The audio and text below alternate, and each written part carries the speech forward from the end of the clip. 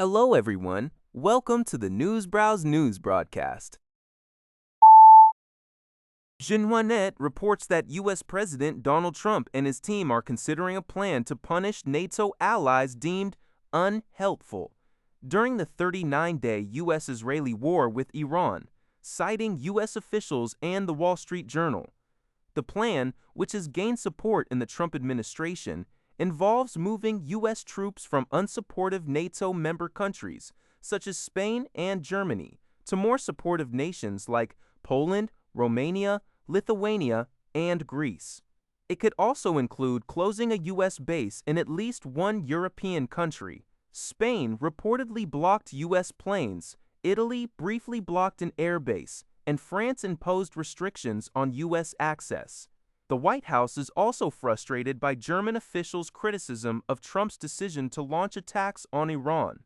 White House Press Secretary Caroline Leavitt stated it was quite sad that NATO turned its back on the American people who fund their defense. Trump plans a frank and candid conversation with NATO Secretary General Mark Rutte. This move further widens the transatlantic rift, fueled by the Iran war and past tensions over Greenland, with Trump previously threatening to withdraw the U.S. from NATO.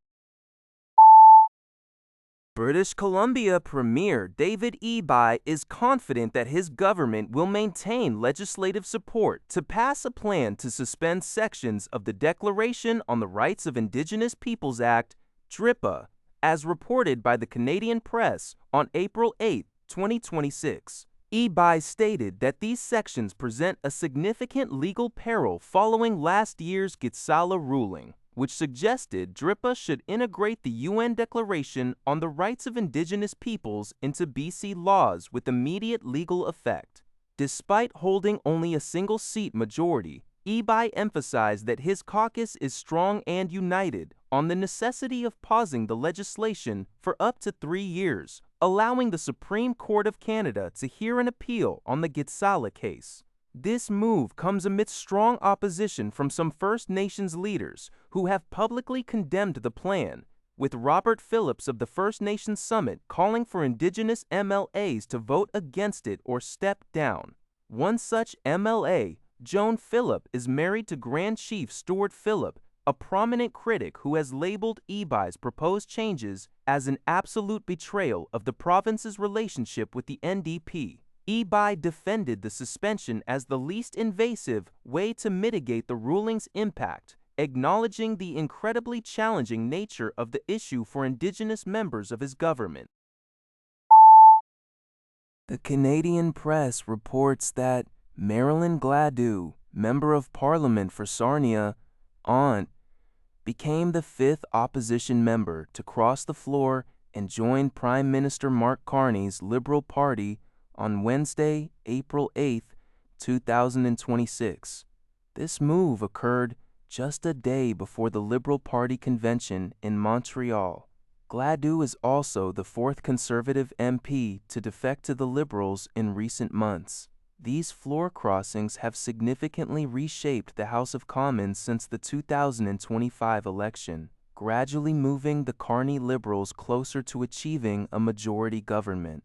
Other notable defections include Chris D'Entremont, Conservative, on November 4, 2025, who cited alignment with Carney's economic agenda; Michael Ma, Conservative, on December 11, 2025, emphasizing national unity; Matt Genereux, Conservative, on February 18, 2026, influenced by Carney's global leadership vision; and Lori Udlaut, NDP, on March 11, 2026, who sought to better advocate for Arctic issues from within the Liberal caucus.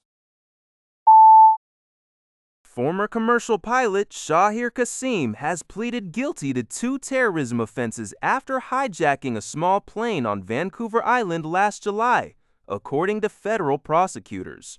The incident triggered a significant security alert at Vancouver International Airport, leading NORAD to scramble fighter jets. Cassim, who admitted guilt in a Richmond, BC court on Tuesday, was charged with hijacking an aircraft and interfering with airport operations. These charges are considered terrorist activities under Canada's criminal code. The day before the hijacking, Cassim posted on social media, identifying himself as a messenger of Allah dedicated to saving humanity from climate change. Police at the time confirmed an ideological motive.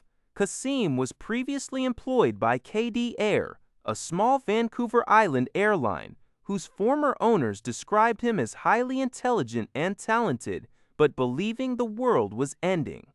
A sentencing hearing is scheduled for the end of May. This report comes from City News Everywhere.